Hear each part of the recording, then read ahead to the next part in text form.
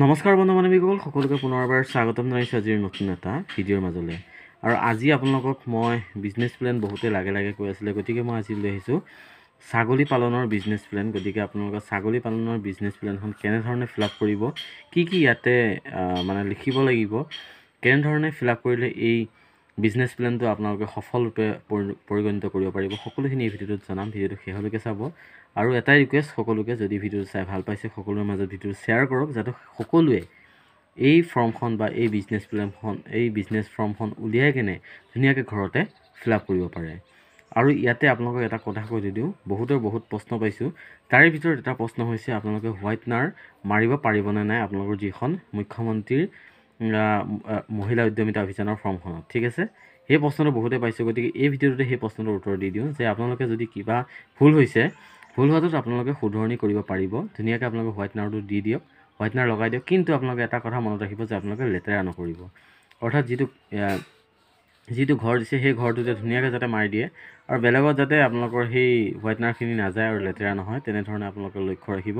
তেনেধৰণে যদি কৰে আপোনালোকৰ ধুনীয়াকৈ ফৰ্মখন ৰিজেক্ট নহয়, ধুনীয়াকৈ এপ্ৰুভ হ'ব। ঠিক আছে, আৰু আজি ধুনীয়াকৈ মই এই বিজনেছ প্লেনটো আপোনালোকক জনাম কেনেধৰণে ফিল আপ কৰিব লাগে, কি কৰিব লাগে। তেনেহ'লে বলক দেৰি নকৰোঁ, আজিৰ ভিডিঅ'টো আমি আৰম্ভ কৰোঁ। চাওক, পোনপ্ৰথমতে মই আপোনালোকক বিজনেছ প্লেন দেখাব বিচাৰিছোঁ। চাওক, ইয়াতে বিজনেছ প্লেন গত। ঠিক আছে, ইয়াতে যিটো আপোনালোকৰ MMUR পৰা যিখন ফৰ্মেট দিছিলে সেই ফৰ্মেটখনৰ মতে আছে। ধুনীয়াকৈ বিজনেছ প্লেন গত আপোনালোকে দেখা পাইছে। এইখন আপোনালোকে উলিয়াই ল'ব পাৰিব। যদি আপোনাৰ এই ফৰ্মেটটো আপোনাৰ তাত নাই, ভিডিঅ'ৰ ডেছক্ৰিপশ্যনত এটা লিংক থাকিব, তাত গৈ আপোনালোকে ক্লিক কৰিব, ৰিকুৱেষ্ট কৰক, তাৰপাছত মই আপোনালোকক এই ফৰ্মখন দি দিম। ঠিক আছে, ইয়াতে চাওক, ইয়াতে ফাৰ্ষ্ট টাইম আহিব নেম অফ দ্য এণ্টাৰপ্ৰিনৰ, অৰ্থাৎ আপোনাৰ নাম। আপোনাৰ নামটো ইয়াতে ধুনীয়াকৈ আপোনালোকে কি কৰক, কেপিটেল লেটাৰ ধুনীয়াকৈ এনেকৈ লিখি দিয়ক। ঠিক আছে, ধুনীয়াকৈ কেপিটেল লেটাৰ ইয়াতে লিখি দিয়ক। তাৰপিছত আহিল SSG MIS কোড, যিটো লকছৰ পৰা আপোনালোকক MIS কোডটো দিছে, 12টাৰ নে 10টাৰ সংখ্যাৰ থাকে। সেই MIS কোডটো আপোনালোকে ইয়াতে বহাই দিয়ক। ঠিক আছে, এইটো খালি আপুনি আগৰ কোডটো নিদিব। তাৰপাছত আহিলে আপোনাৰ কাৰেণ্ট ইকনমি এক্টিভিটি, অৰ্থাৎ যদি আপুনি যদি একো নকৰে, ধৰি লওক আপুনি হাউচ ৱাইফ হয়, তেনেহ'লে হাউচ ৱাইফ লিখিব।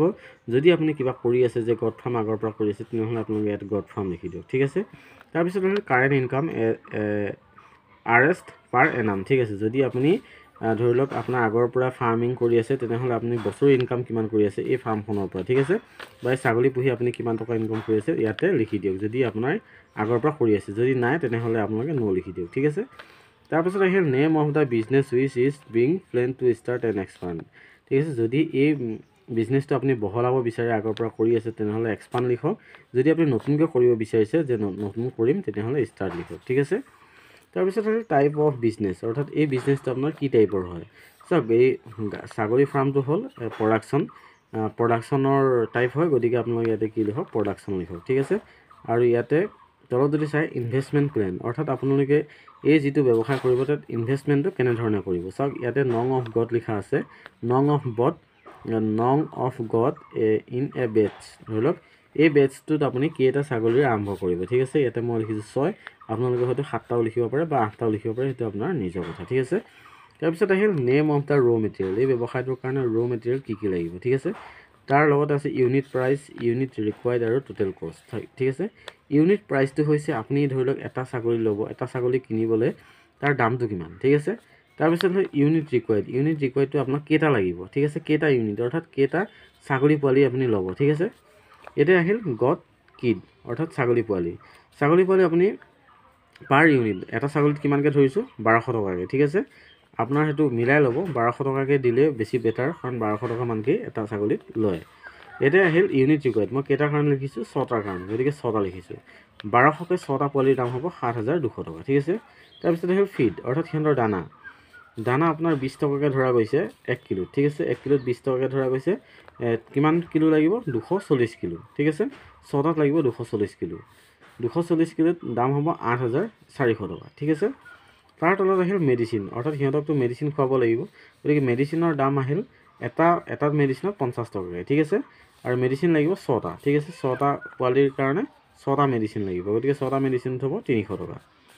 তাৰপিছত হোম মেড ফিড, অৰ্থাৎ ঘৰতে বনোৱা খাদ্য বিভিন্ন ধৰণৰ মিক্স কৰি আপুনি বনাব পাৰে। ঠিক আছে, ইয়াতে ধানৰ গুড়িও দিব পাৰে, এইবিলাকত ধুনীয়াকৈ দি কিনে আপোনালোকে নিজাববীয়াকৈ বনাব পাৰে। সেইটো মই নকওঁ কেনেকৈ বনাব, সেইটো আপোনালোকে নিজে বনাব, ঠিক আছে। ইয়াতে 8 টকাকৈ পাৰ কিলো ধৰা হৈছে, আৰু তেনেকুৱা লাগিব 480টা ইউনিট, অৰ্থাৎ 480 কিলো ধৰিব পাৰে।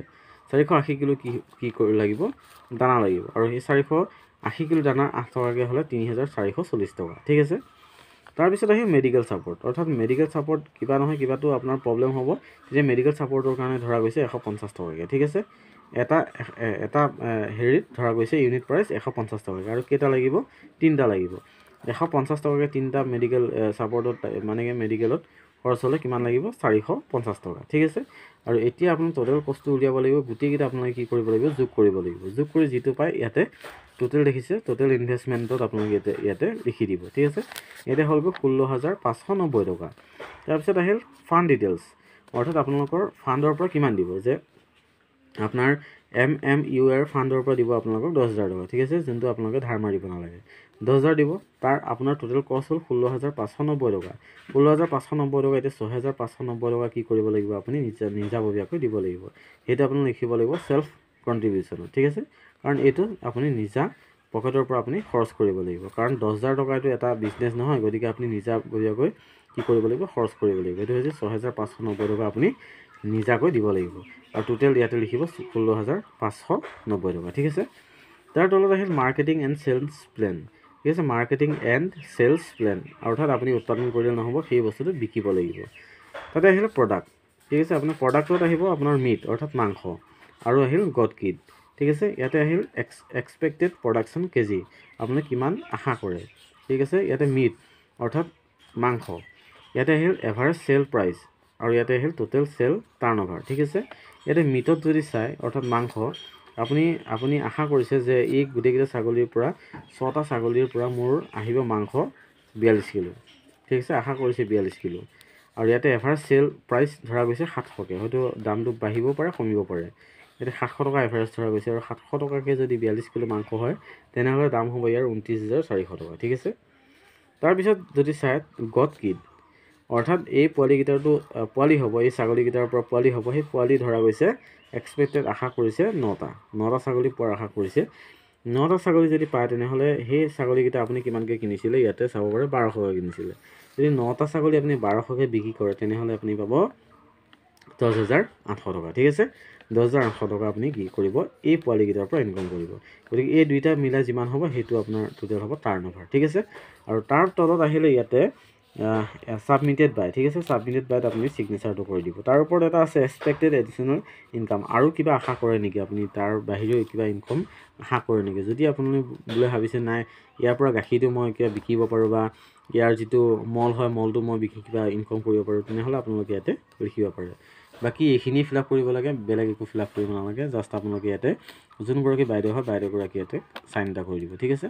আৰু এইখিনিয়ে আজি আপোনালোকক দেখালোঁ যে ছাগলী ফাৰ্মৰ ওপৰত বহুতেই বিচাৰি আছিলে যে ছাগলী ফাৰ্মক কেনেধৰণে ধৰি লওক এই বিজনেছ প্লেনটো ফিল আপ কৰিব, গোটেইখিনি দেখালোঁ। যদি আপোনালোকৰ এই ভিডিঅ'টো চাই ভাল পাইছে, তেনেহ'লে আপোনালোকে বন্ধুবৰ্গৰ মাজত সকলোৰে মাজত ভিডিঅ'টো শ্বেয়াৰ কৰক, যাতে সকলোৱে এইখিনি শুদ্ধকৈ ধুনীয়াকৈ নিয়াৰিকৈ কৰিব পাৰে।